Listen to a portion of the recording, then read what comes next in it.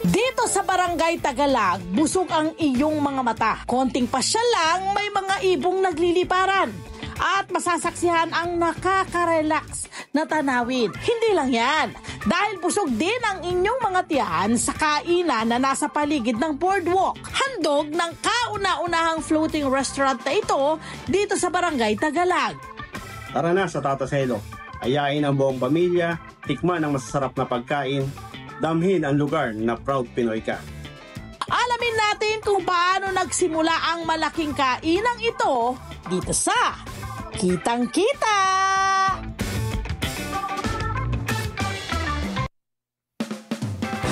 Magandang umaga po and welcome! Look at that! Magandang umaga ka, barangay! Ang sarap, ang bango ng pagkain! Nasa malumong sa amin, syempre my friend, kasama natin ngayon ang ipinagmamalaki ng restaurant na ito. Umpisahan na natin kay Sir Ed Pineda and of course, Tata Celo! Tata Celo himself! It's an honor, maraming Good morning, sir. Good morning po, good morning. Sir, Ano natin? okay, balita ko ito daw ang kauna-unahang floating restaurant, Tata Celo. Ano po? Anong taon po ito nag-umpisa? Bago mag-ano Early 2020 po. 2020, ayan. Bakit parang in homage kay Tata Celo yung inyong restaurant? Anong special kay Tata Celo? Yung pangalan pa lang, special Diba? di ba? Yeah. Parang trademark na kagad. Pagpunta ka dito sa Tagalag, Tata Celo, kilala na. Ayun!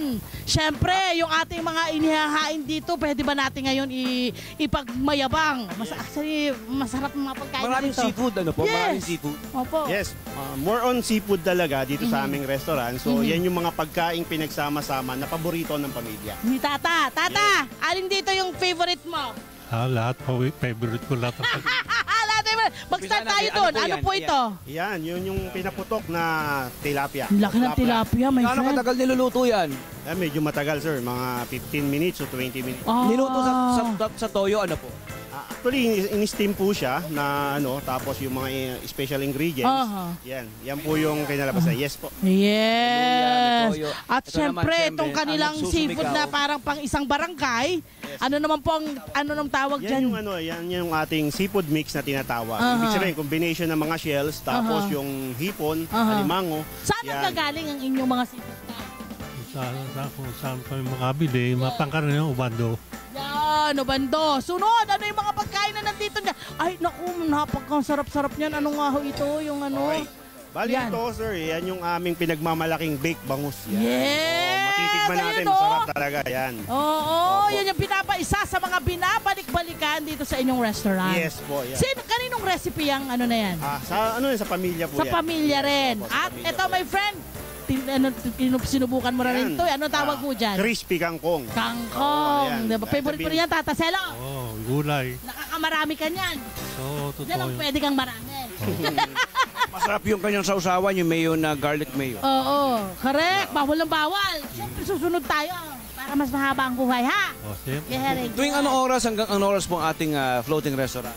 Okay, bukas po ang ating restaurant mula alas 11 ng umaga hanggang alas 10 ng gabi. Yun. Yun, oh. Every day. Every day. Ang ano lang po namin Tuesday, wala po kami sarado po kami ng Tuesday. Pero pagka Saturday and Sunday, 6 a.m. pa lang po, bukas na kami. Ilan na ba ang ano nyo ngayon? Ang inyong mga floating parang kainan ngayon dito? Yes. Dati ilan lang kayo, tapos ngayon ilan na? Yan. Actually, yung ano po, itong malaking kubo po natin, kung makikita po natin, yan po yung kanilang rest house. Ibig sabihin, pagka may bisita sila before, nung panahon na hindi pa tayo restaurant, yan niya po dinadala yung kanyang mga bisita.